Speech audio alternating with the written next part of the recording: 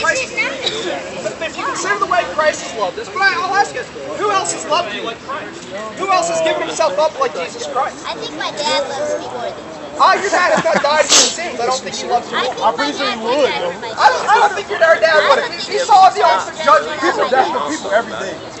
But you might die for people physically, but the spiritual death which Christ does. You have no ability to atone for your sins. It's quite funny. I might get mad at all that anti-Christian. Excuse me, I have a question. Go ahead. Not anti or pro or anything. God is your God and not one of the other myriad gods believed in by the rest of the people on this planet. Well, And you can't cite the Bible for this, just so you know.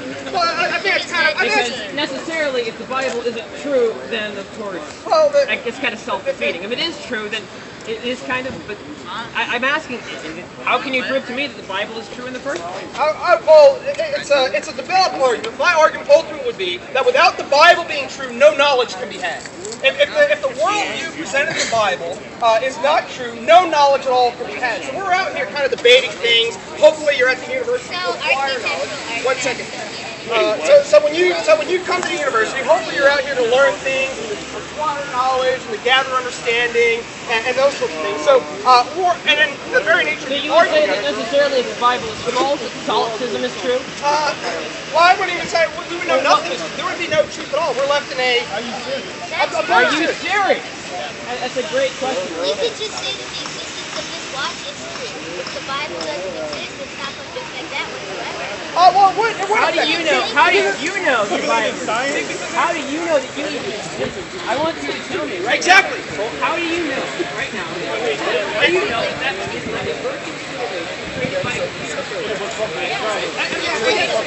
Reading into your eyes, your ears, your nose, and mouth, and other senses, which is so realistic that you think that this is real reality, but in fact it's just a dream. And that would be the alternative. That would be the alternative. I would say, yeah, perhaps there's some demon. You don't even know that. Go ahead.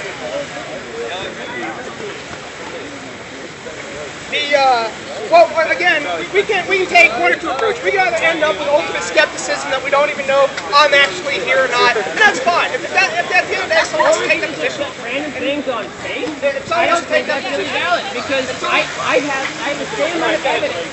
Both your idea and the Muslim idea are true. Why should I believe yours is not there?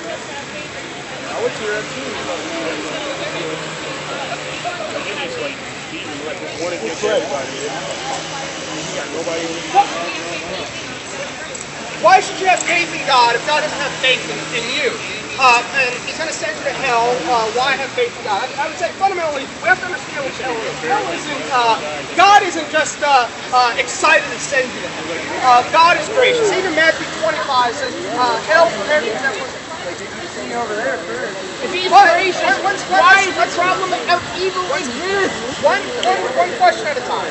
And so when we come to the issue of hell and people going there, we have to realize that the reality of the gospel is, which is radically different than any other. Why create people to send them to hell in the first place? The radically different than any other worldview, any other religion, is that all other religions teach us that we have to somehow merit God's favor, that we have to somehow follow an eightfold path, follow the 5 pillars of Islam, somehow by ourselves work our way up to God.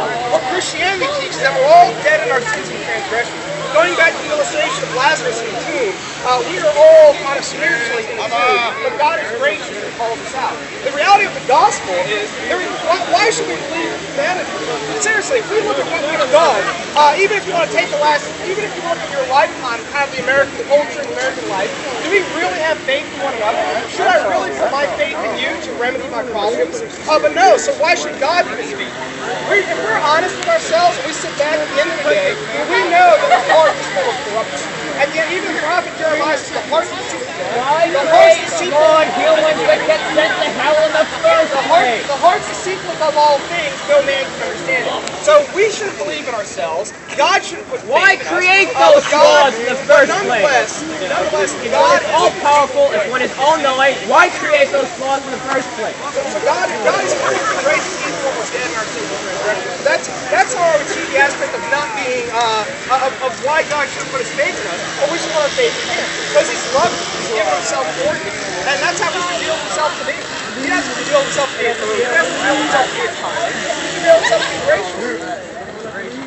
Why create people with flaws in the first place? Well, he created man upright, but all men have turned their own way.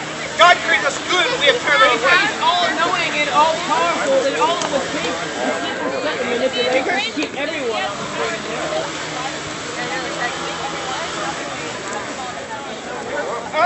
Because it's a way that God reveals his character. He's all-powerful, right? So why let anyone be condemned? Why let anyone be condemned? Well, yeah, ultimately, in a very real sense, why has God turned things one way opposed to another? Ultimately, in a sense, I don't know. God has revealed certain things about himself. God has said certain things about himself. Now, some of these questions we think are so pressing, but it's kind of like